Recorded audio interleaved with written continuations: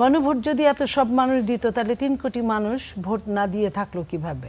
বিরোধী দল তেলের দাম, তেল যে ছিল না, আগে সরকার রেখে যায় নাই, পাইপলাইনে তেল কতটুকু ছিল সেগুলো নিয়েও কথা বললো না। শুধু তারা গণভোটের মধ্যেই তারা সীমাবদ্ধ থাকলো। আর এগুলো বলে, একবারে বলে নাই তা না, টাচ করা আর জবাবদিহি করা দুইটার মধ্যে অনেক পার্থক্য আছে। হ্যাঁ, তো বিরোধী দল কোনটার উপর ডিপেন্ড করবে, সরকারি দল ওইটার জবাব দিবে। বিরোধী দল যদি, যেটা আমি আপনি মনে করি যে এটা করলে ভালো হয়, তারা যদি মনে করে না এটা ভালো না, যেমন ধরেন সেলিম ভাই বললেন যে আমরা শপথ নিয়েছি, 2টা শপথ নিয়েছি, তারা কেন নিল না?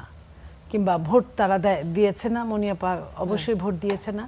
ভোটটা কিন্তু আমার একান্তই ব্যক্তিগত ব্যাপার, আমি কাকে দিয়েছি আর কাকে দেই নাই। যদিও আমি বিএনপি করি, তারপরেও আমি বলতে বাধ্য নই যে আমি কাকে ভোট দিয়েছি আর কাকে দেই নাই।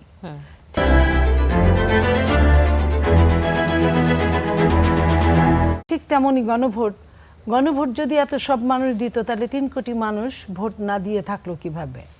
3 কোটি মানুষ তো আর আওয়ামী লীগের ছিল না। হ্যাঁ, আওয়ামী লীগের যারা, তারা তো ভোট দিতেই যায় নাই, অনেকেই এর মধ্যে 6 কোটি লোক ভোট দেয় নাই। তো 6 কোটি আর 3 কোটি, 9 কোটি মানুষ কিন্তু গণভোটের বিপক্ষে, একটা পরোক্ষ বিপক্ষে আর একটা প্রত্যক্ষ বিপক্ষে। ঠিক আছে, আমি যদি ওইটাও বলি। আর দ্বিতীয় কথা হচ্ছে, এটা আমার কথা না, আমি ছোটোখাটো অ্যাডভোকেট, ওরকম চর্চা করি না, কিন্তু বড় বড় অ্যাডভোকেটরা যেটা বলেছেন, আপনার স্বাধীন মালিক, তানিয়া, ব্যারিস্টার তানিয়ারা যেভাবে বলেছেন, একদিনেই 2টা শপথ নিলে আগের শপথটা ভঙ্গ হয়। আচ্ছা, যদিও বিএনপি এটা নিয়ে কিছু বলে নাই, কারণ বিএনপি কি চায়, গণতন্ত্রটা জীবিত থাকুক।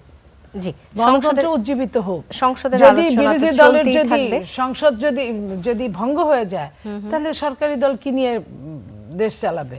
সো এই জন্যই হয়তো বিএনপি বলে নাই। বাট আমি তো শুধু বিএনপি না, আমি একজন নাগরিকও।